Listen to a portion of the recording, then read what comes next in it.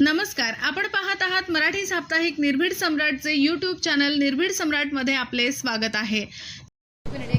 उदे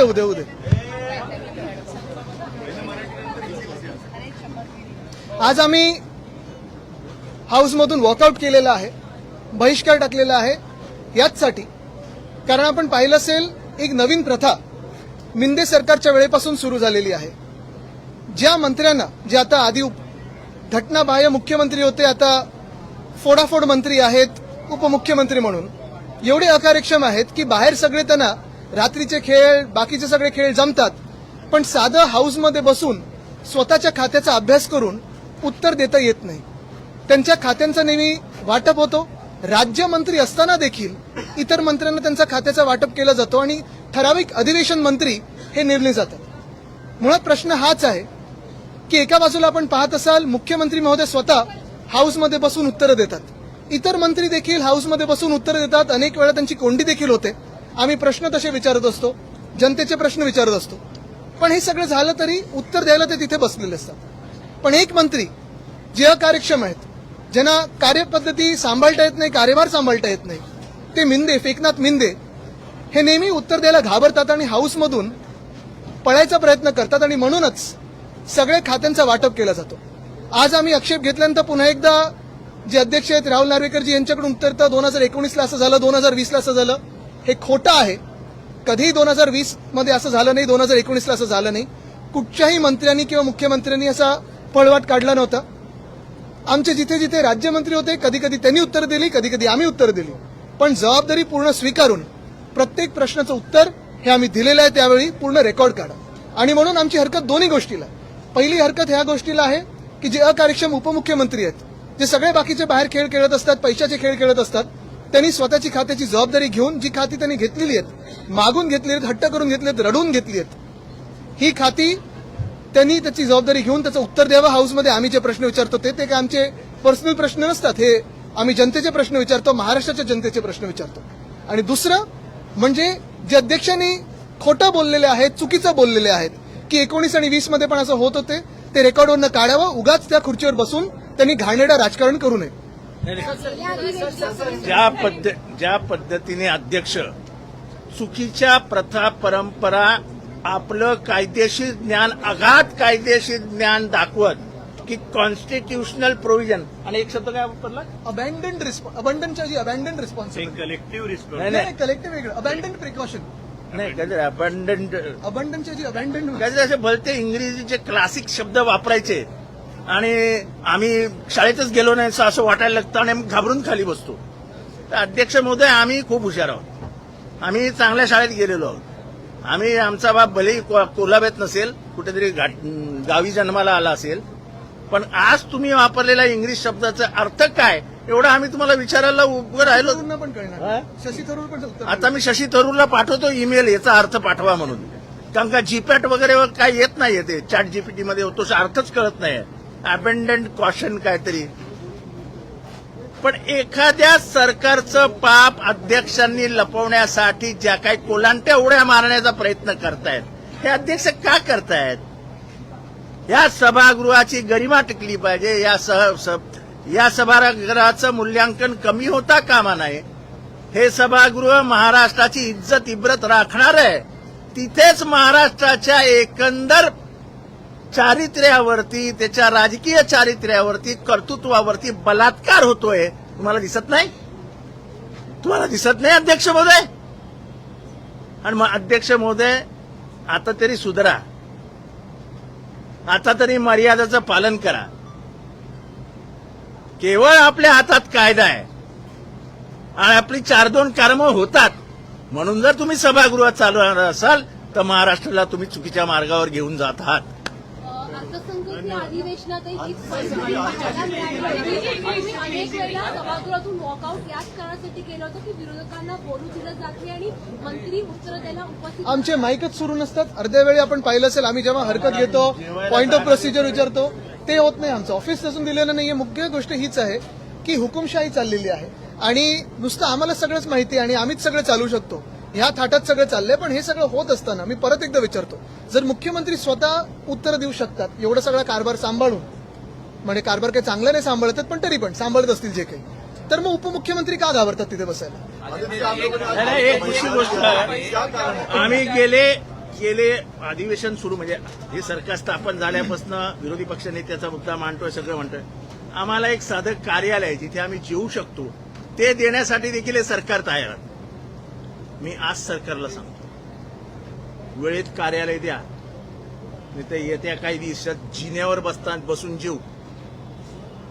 टायमिंग जाहीर करू, 1:30 वाजता सगळ्या आमदारांनी जिन्यावर या आणि महाराष्ट्राला कळवू की जिन्यावर बसून जेवतायत आमदार. जीना इसी का नाम.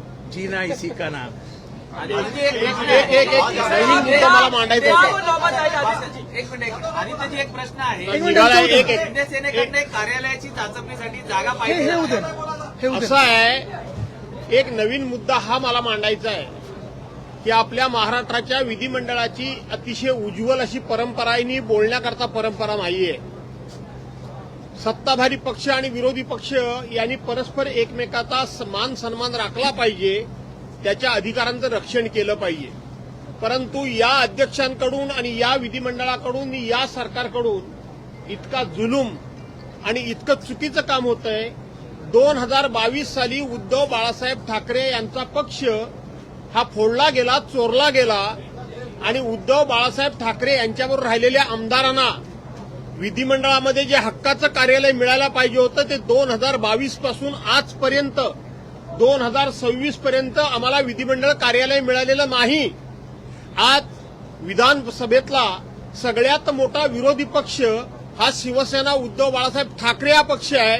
या पक्षाला आज तागायत कार्यालय मिळालेलं नाही. विरोधी पक्ष नेता आम्ही काही सांगायला गेलो तर तुम्ही रडगाणं गाता, तुम्ही कसल्या मागण्या मागता. लाजा वाटल्या पाहिजे सरकारला, लाजा.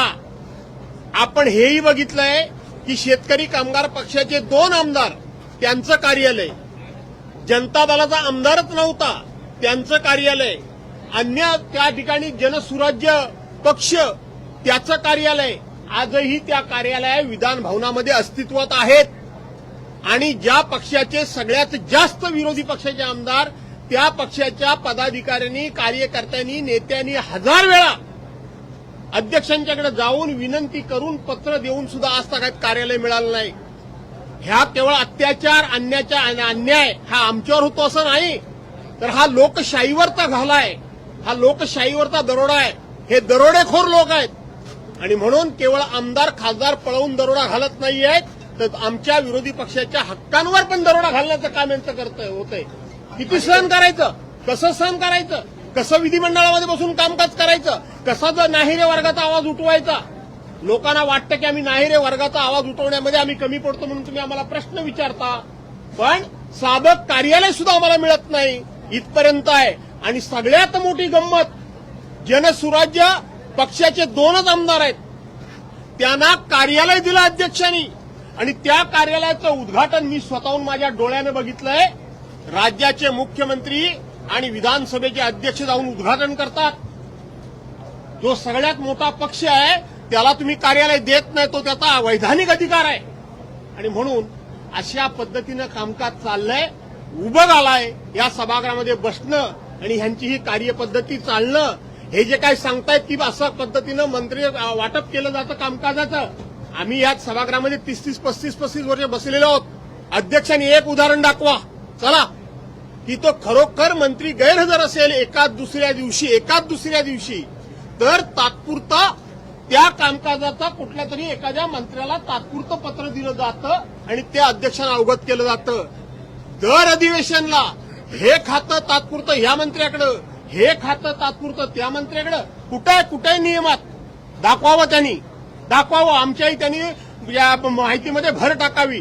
उगाच 19ला हे घडलं, 20ला ते घडलं, जाणीवपूर्वक 19-20 आणि 21 याचा पाडा वाचून आपलं पाप लपवण्याचं काम सुरू आहे. आणि म्हणून या अत्याचाराच्या विरोधात आम्ही बाहेर आलेलो तुम्ही सभागृह वॉकआउट केलं, मात्र दुसरीकडे एकनाथ शिंदे सभागृहात गेले. तुम्ही प्रश्न विचारता, अरे मी होतो तेव्हा मात्र तुमचं तिथे मानसिक संतुलन बिघडलं असं ते म्हणतात. मला वाटतं जेव्हा पळाले होते ना ते ठीक आहे, त्यांना टाचणी केली होती, जाऊ दे. त्यांना स्वतः उत्तर देत नाही. ऐका गिरीश समोर या, म्हणजे कॅमेरा वकील. पहिली गोष्ट म्हणजे फेकनाथ मिंदे समोर बसल्यानंतरच मी सांगितलं की तुम्हाला उत्तर देता येत नाही, तुम्ही घाबरता उत्तर द्यायला. दुसरी गोष्ट म्हणजे त्यांनी जर उत्तर द्यायची हिंमत असेल त्यांच्यात तर चला पूर्ण एक दिवस ठेवा, सगळ्या त्यांच्या खात्यांची आम्ही प्रश्न विचारतो, त्यांना उत्तर देऊ द्या. पण एक अजून एक आहे फेकनाथ मिंदेना वाटतं त्यांना उत्तर द्यायचे, ते ज्या पक्षाचे गुलाम आहेत ना भाजप, त्यांनाच उत्तर देत असतात. महाराष्ट्राच्या जनतेला त्यांना उत्तर द्यायचे नसतं. मराठी उद्यम शिवसेना शिंदे गट नवीन कार्यालयासाठी शिवसेना शिंदे गट नाही, मिंदे गटच आहे. चोरांचं गटाला शिवसेनेचं नाव दिलं. कार्यालयासाठी दादर आणि बीकेसी मध्ये चाचपणी देखील झाली आहे. ते आज मला वाटतं त्यांनी मध्य प्रदेशचे मुख्यमंत्र्यांना फोन करावा. उज्जैनचा जो जमीन घोटाळा झालेला आहे तिथे त्यांना मोठी जागा मिळू शकेल, कारण हे घोटाळेबाज तशीच जागा शोधतील. मात्र अशी माहिती मिळते की जो निधी त्यांना दिला तो वापरातच आला नाहीये. आपण काल बघितलं असाल, अनेक चॅनल्सनी हे दाखवलं आणि आज देखील सगळ्या सोशल मीडियावर आहे की जे हे पैशाला विकले गेलेले खासदार होते, विकाऊ खासदार होते, जे 6 जे उद्धव बाळासाहेब ठाकरे यांच्या चेहऱ्यावर निवडून आले, मग फेकनाथ मिंदेंनी पैसे टाकले, नाचायला लागले आणि तिथे उडी मारत गेले. हे असे जे 6 विकाऊ लोक होते, ह्या 6 विकाऊ लोकांनी स्वतःचा निधीचा जो काही खर्च करायचा असतो किंवा मागणी पण करायची असते, फंड रिझर्व्ह करायला लागतो, हा फंड रिझर्व्ह पण केला नव्हता. म्हणजे निधी मिळाले, कोणाला 14 कोटी पण खर्च झालाय 25 लाख, कोणाला मिळाले 18 कोटी पण झालाय 1.5 कोटी खर्च. हे सगळे खोटारडेपणा त्यांचा हा आपल्या मीडियाच्या माध्यमातून लोकांसमोर आलेला आहे. तो निधी जो मागत होते तो वैयक्तिक निधी मागत होते, पक्षासाठी किंवा जनतेसाठी मागत नव्हते.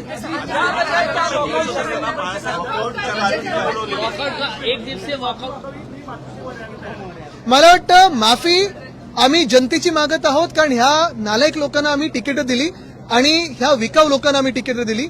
हे जिंकून आले ते उद्धव बाळासाहेब ठाकरे पक्षाच्या चेहऱ्यावर, उद्धव बाळासाहेब ठाकरेंच्या चेहऱ्यावर आणि भाजपच्या विरोधात. मी अजूनही त्यांना आज पण चॅलेंज देतोय, जो काही त्यांना निधी मिंदेंकडून मिळाला असेल त्यांनी तो सगळ्या निधीचा वापर करावा आणि भाजपच्या चेहऱ्यावर पुन्हा एकदा निवडणूक तिथूनच लढवून दाखवावी प्रत्येक 6च्या 6 जणांनी.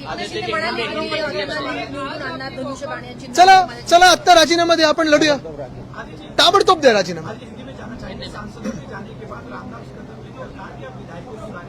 किसने कौन कहा सावली में कहा उन्होंने?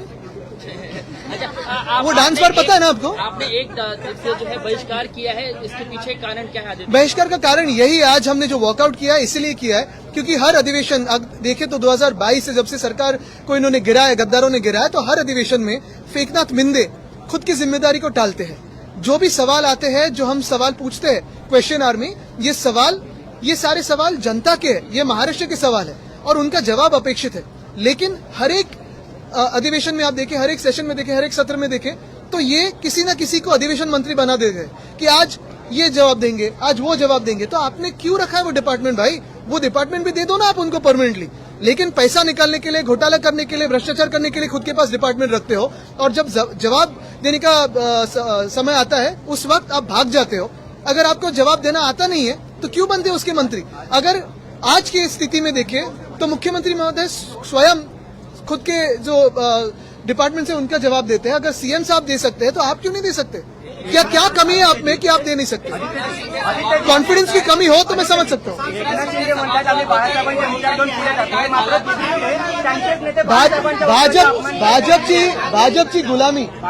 भाजपची गुलामी करणारे लोक, वंदनीय हिंदू सम्राट बाळासाहेब ठाकरेंचे कधी विचार पुढे नेऊ नाही शकत.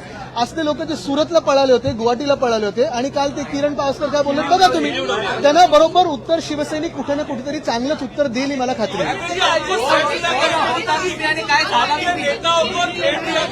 स्वतःला बोलले का? स्वतःला बोलले